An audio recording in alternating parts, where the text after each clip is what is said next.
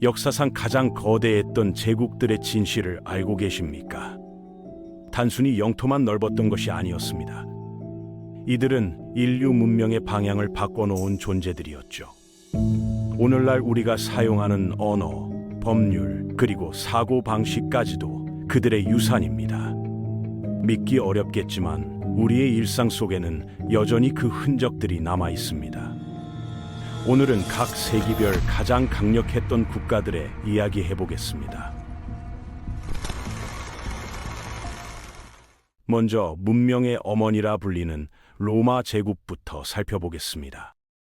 로마가 오랜 세월 지속될 수 있었던 이유는 단순한 정복이 아닌 흡수의 철학에 있었습니다. 초대 황제 아우구스투스는 정복한 민족을 노예로만 부리지 않고 시민권을 부여하는 정책을 펼쳤죠.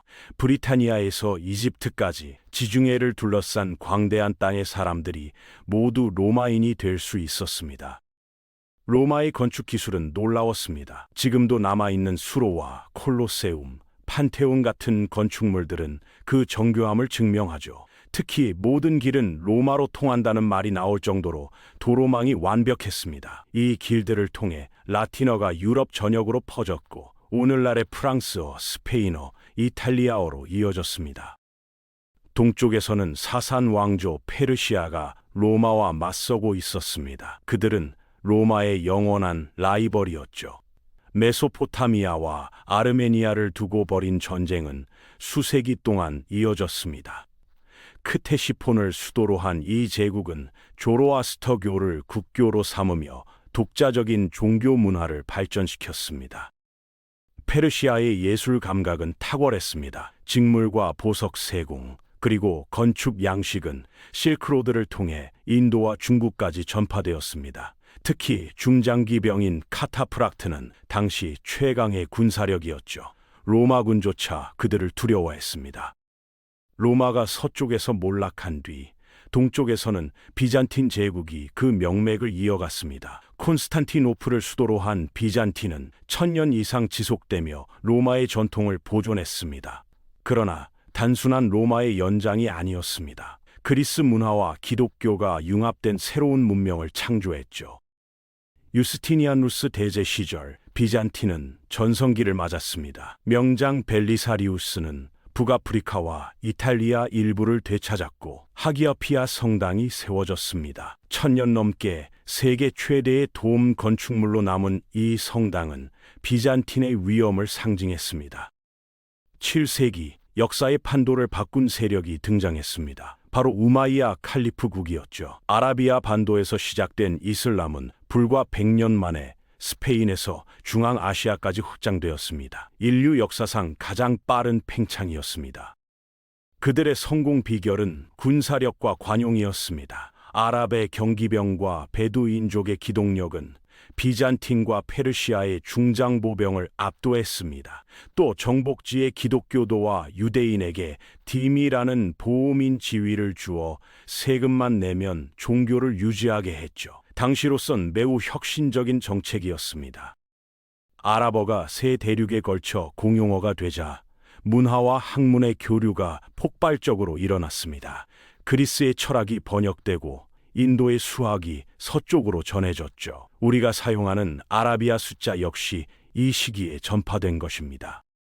서유럽에서는 프랑크 왕국이 떠올랐습니다. 샤를마뉴 대제가 등장하며 서유럽 통합의 꿈을 이뤘죠. 오늘날의 프랑스, 독일, 이탈리아 북부를 포괄하는 거대한 제국이었습니다.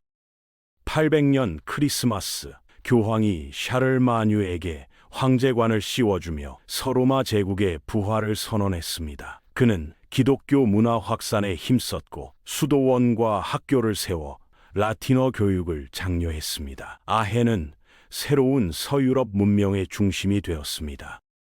동양에서는 송나라가 중국 문명의 전성기를 열었습니다. 영토는 작았지만 문화와 기술은 찬란했습니다. 카이펑과 항저우는 세계에서 가장 번영한 도시였죠. 활자 인쇄술, 화약, 나침반 같은 발명들이 이 시기에 완성되었습니다. 13세기 인류 역사를 뒤흔든 제국이 등장했습니다. 바로 몽골 제국이었죠. 칭기즈칸이 통일한 몽골은 불과 수십 년 만에 한반도에서 동유럽까지 뻗어나갔습니다. 역사상 가장 넓은 연속 제국이었습니다.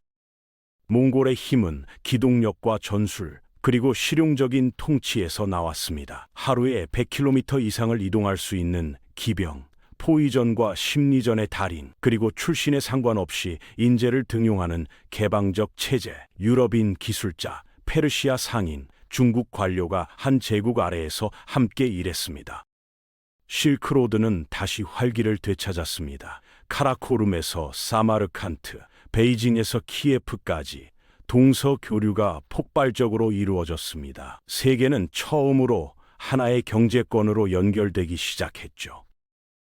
몽골 제국이 쇠퇴하자 중국에는 명나라가 들어섰습니다. 홍무제 주원장은 몽골 세력을 몰아내고 한족의 통치를 회복했습니다. 명은 강력한 중앙 집권 체제를 구축하며 황제 권력을 강화했습니다.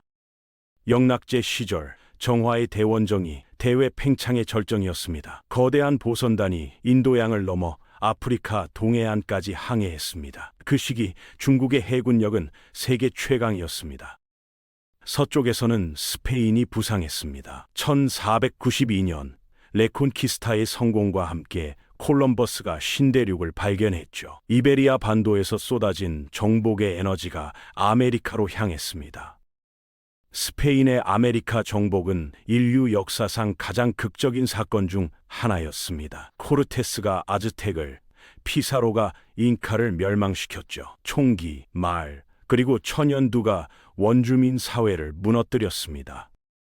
동쪽에서는 오스만 제국이 절정기를 맞았습니다. 1453년 콘스탄티노플을 함락하며 비잔틴의 명맥을 이어갔습니다. 술레이만 대제는 유럽 깊숙이 진격하며 세계를 놀라게 했습니다.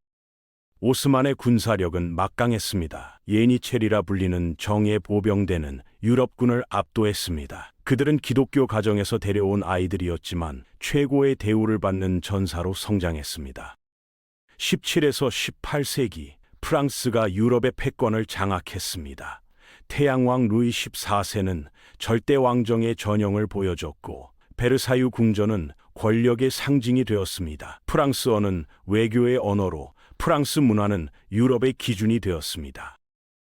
19세기는 대영 제국의 시대였습니다.